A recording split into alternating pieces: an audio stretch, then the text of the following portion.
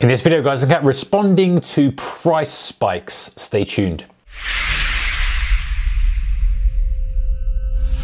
Hey guys, warm welcome to you. Thank you for joining me. All right, so price spikes are happening all over the place at the moment, specifically because algos are scanning news headlines and they're responding and they're kind of sweeping bids, sweeping offers one way or another on specifically US equities. Now, they're probably happening elsewhere, seeming currencies and stuff, but it's news-driven algos that are causing this. So what do we do as traders and how we respond to it? So I've done a video a while back where I talked about how we have to accept the risk of these. And something to consider is that if we're trading this, we have a good chance of being on the right or wrong side of a price spike. And to me, it might be 50-50. Maybe if you analyze it, there's probably more to the downside slightly than upside.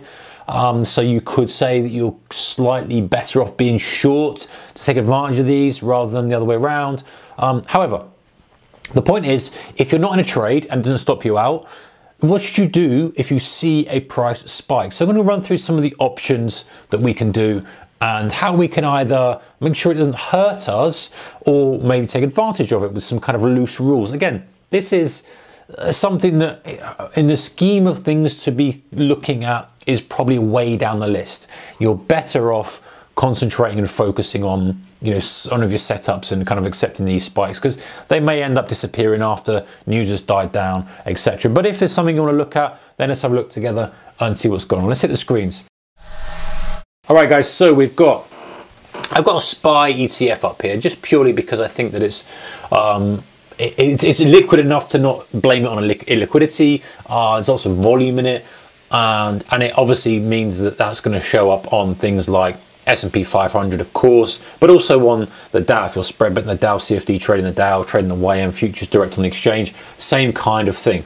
So here you can see, you know, and by the way, I'm talking about price spikes that come out of nowhere. So they're not set economic data releases like Fed, like non-farm payrolls, those kind of stuff. That's a different thing. But you can see here, just out of nowhere, bang, sudden spike down, a 1 minute chart here, and straight back up. And we push back up. So I've got three to look at, and guys, I've only literally scrolled back kind of 20 days max. We haven't had many for a while, and we kind of had a couple recently, and then we had a massive amount earlier. So they're coming out. They're not every day. They can be, but you don't know when they're going to come. So how do you kind of respond to them? So the first thing is to avoid the temptation to dive in short, because it's super tempting to say, you know, some breaking news. I've seen the breaking news. I'm going to get short, and this thing's going to fall through the floor. The likelihood of that happening is pretty low. You know, most of the time, if you're going to get a move, you're going to get 1 minute, 2 minutes, 3 minutes, and then you can get on a subsequent kind of slight pullback and then a further push to the downside. You don't need to be kind of sitting there, you know, trying to jump on the first 30-second move. If anything, and this is, you know, you've got to be super careful if you're going to do this. And it's not really for me. I've faded a couple of these spikes from time to time, but I think you leave yourself vulnerable. If you literally, and you've got to be quick on this, you've got to be able to see at the screen, you set a 50% retracement, and then you basically fading the market as it starts to come up through a 50% retracement, looking for a full move back to the prior high or the point it was before, and your stop is going to be below that low. Now, is this a high probability trade? Probably not. Is it something that there is some opportunity there? Yes, it is. Do you want to tighten the rules up a little bit? You could do, but this is pretty much what's been going on. I would say that if you use this and you kind of set your buy, push back up, there's your stop, you know, below that low. You're probably, obviously risk reward ratio is 1-to-1, so that's not great. However, the probability of success is probably erred on more over 50%, 60%, 70% level, depending on how far you go back. So just be mindful of that. It's something you can do. What I'm going to do is delete that and kind of look at other ones as well, and we'll see if that's possible.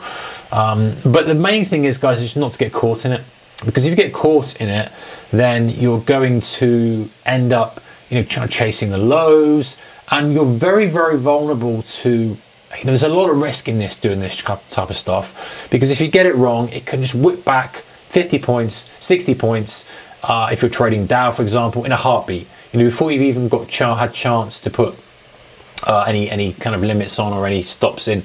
Same kind of thing here. You know, if you're trading a 50% pullback, so you would frame this here. There's the low of the spike.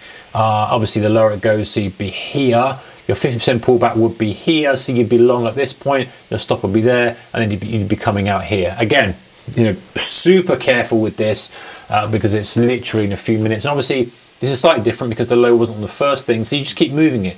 If obviously it pulls back 50% and then comes back down, you've been stopped out. But in this case, it hasn't yet, and that's how you would look to trade that as it crosses through that 303.39. Stop will be there, and then your exit will be there. So that's another instance of it. I think there's one more. And again, these are recent. I haven't really kind of scanned through loads of them.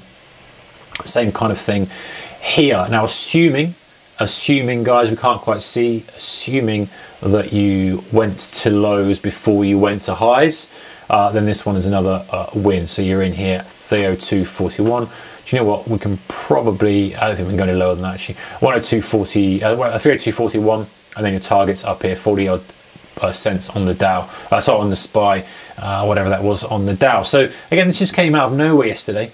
We're waiting for Fed, sitting there. This was the Fed shenanigans here, but we were just sitting here waiting for something to happen, and all of a sudden there was some headline that Algos thought potentially was negative, and you can just see the kind of movement we got. So the first thing is to be safe. You know, don't jump on the spike. If you want to look for a momentum type trade, a momentum ignition type trade, wait for multiple minutes. If it's genuine reprice and it's genuine, everyone's on it, it's going to go and go and go and go. Then you'll get the pause and you can trade off that. So being patient for that.